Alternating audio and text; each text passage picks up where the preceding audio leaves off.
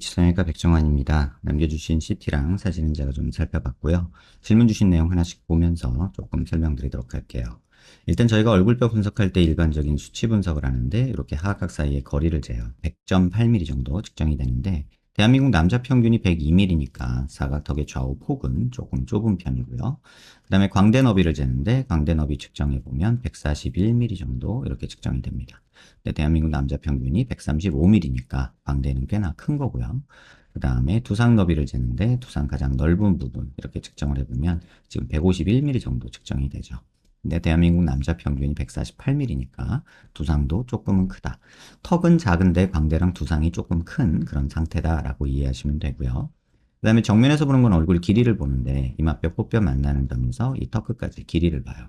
이렇게 측정해 보면 지금 119mm 정도 나오는데 대한민국 남자 평균이 125mm예요. 한 6mm 정도 짧죠. 그래서 이걸 조금 세분해서 보면 이마뼈, 코뼈 만나는 점에서 이 코앞 가시까지 중안면부 길이를 보는 건데요. 이게 지금 55mm 정도 나오거든요. 근데 대한민국 남자 평균이 56mm 정도 돼요. 한 1mm 정도 짧죠. 하안면부도 측정을 해보면 코앞 가시부터 턱 끝까지 이렇게 보면 63mm 정도 측정이 되는데 남자 평균이 이게 70mm 정도 됩니다. 다시 말하면 턱이 조금 작다는 뜻이죠. 턱이 작고 하안면부가 조금 빈약하고 사각턱의 좌우 폭도 좁다 보니까 조금 얼굴이 입이 좀 나와 보일 수도 있다 이런 생각은 들고 턱이 빈약하니까 조금 어려 보이는 느낌은 있지만 오히려 반대로 광대가 커 보이고 얼굴이 넙대대해 보이는 느낌도 있을 수 있겠다 이런 생각은 듭니다. 그 다음에 옆모습에서 보는 거는 귓볼 기준으로 저희가 사각턱을 보는데 남자 기준으로 한 2cm 정도 있으면 적당하다고 하는데 지금 환자분이 한 3cm 정도 있으세요. 그래서 한 요 정도 자를 게 있기는 한데 이건 그냥 본인 선택입니다. 옆모습에서 봤을 때 뼈가 크다고 무조건 자르는 건 아니고요. 여기서 사각턱이 도드라져 보인다던가 그러면 자르자 얘기를 하는데 지금 봐서는 그렇게 크게 폭이 좁기 때문에 사각턱이 설사 조금 튀어나와 있더라도 이걸 굳이 자를 필요는 없지 않을까 이런 생각이 들고요. 턱 끝에 이렇게 자를 대고 코를 기준으로 아랫입술 달랑말랑한 이런 선을 그어보면 약간 무턱이죠. 근데 지금 발치 교정을 하고 계신다 하셨는데 입을 조금 넣으셨는데 지금 이미 조금 들어가 있는 상태긴 해요. 근데 이제 윗턱은 조금 나와 있고 아래턱이 많이 들어가 있는 상태예요. 그래서 지금 상황에서 발치를 하면서 입을 더 넣는 거는 개인적으로는 반대고 뭐 나쁜 선택은 아니었어요. 하지만 치아가 앞니가 약간 이렇게 기울어져 있어야 되는데 옥니라고 해서 안쪽으로 말렸죠. 턱이 들어가 있는 사람이라 그런데 그러다 보니 아직도 윗입술은 좀 나와 보이고 아랫입술은 들어가 보이는 이런 느낌이 있죠. 그렇다고 발치 교정이 지금 무조건 나빴냐라고 물어보면 꼭 그렇지는 않은 것 같아요. 지금 정도면 크게 나쁘진 않았고 다만 아쉽다면 발치 전에 저를 봤다면 코를 조금 높여보고 그 다음에 턱을 조금 무턱을 해결하고 났으면 굳이 발치까지는 안 해도 되지 않았을까라는 생각도 한번 해보게 됩니다. 하지만 지금 발치 교정 상태는 뭐 여타 다른 환자분들에 비해서는 크게 나쁘진 않습니다. 그래서 이 정도는 좀 받아들일만 하다. 다만 옥니는 조금 아쉽다. 이렇게 이해하시면 되고요.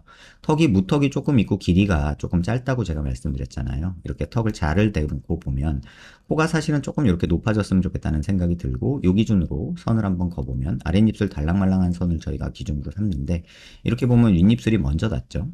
윗턱이 아직 좀 나와 있다는 얘기고 턱이 뒤로 들어가 있다는 뜻이에요. 그래서 무턱이 조금은 있고요. 근데 길이가 짧다고 했으니까 뭐 여기를 자르든지 말든지 이거는 환자분 선택이고 길이를 조금 만들면서 약간의 무턱 교정해주는 정도면 되지 않을까. 그래서 코 조금 높이고 무턱 조금 해결해주는 거, 그 다음에 광대 조금 한번 생각해보는 거 정도가 도움이 되지 않을까 이런 생각은 듭니다. 45도에서 약간 정면 쪽으로 틀어보면 여기가 튀어나오면 45도 광대가 나왔다고 하는데 뭐 조금 있는 편이고요.